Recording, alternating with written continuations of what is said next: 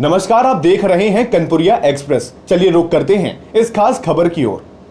रक्षा मंत्री राजनाथ सिंह ने बुधवार को कहा कि कई देशों में गैर सरकारी तत्वों का उभरना और उनका आतंकवाद का सहारा लेना चिंता का विषय है। यहां 77वें सेना दिवस के अवसर पर आयोजित एक कार्यक्रम में अपने संबोधन में रक्षा मंत्री ने यह भी कहा कि संघर्ष और युद्ध अधिक हिंसक तथा अप्रत्याशित हो जाएंगे। उन्होंने कहा कि शांति बनाए रखने के लिए ताकत जरूरी है। सिंह ने कहा कि कई देशों में गैर सरकारी तत्वों का उभरना और उनका आतंकवाद का सहारा लेना भी चिंता का विषय है।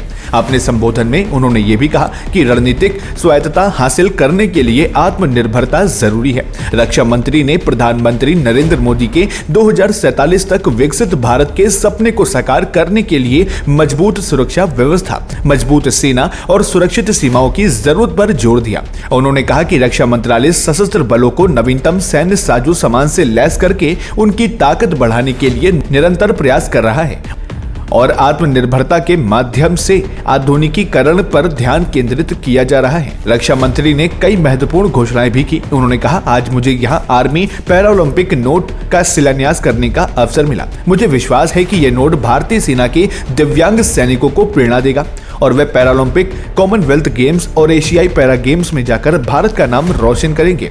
इसके साथ ही मुझे भारत रणभूमि दर्शन एप्लीकेशन लॉन्च करने का भी अवसर मिला, जिसके माध्यम से देश के नागरिक अब आसानी से भारत के ऐतिहासिक युद्ध क्षेत्रों का दौरा कर सकेंगे और उनके बारे में जान सकेंगे। उन्होंने आगे कहा, रक्षा मंत्रालय ने 2025 को सुधारों का वर्ष घोषित किया। इसके तहत हम सेना के आधुनिकीकरण के लिए सुधार करने की कोशिश करेंगे। रक्षा मंत्रालय अपनी तरफ से पूरी कोशिश कर रहा है, लेकिन मैं ये भी सुझाव देना चाहता हूं कि आप यानी सेना के जवान अपने स्तर पर यह चर्चा करें कि किस प्रकार के सुधार किए जा सकते हैं।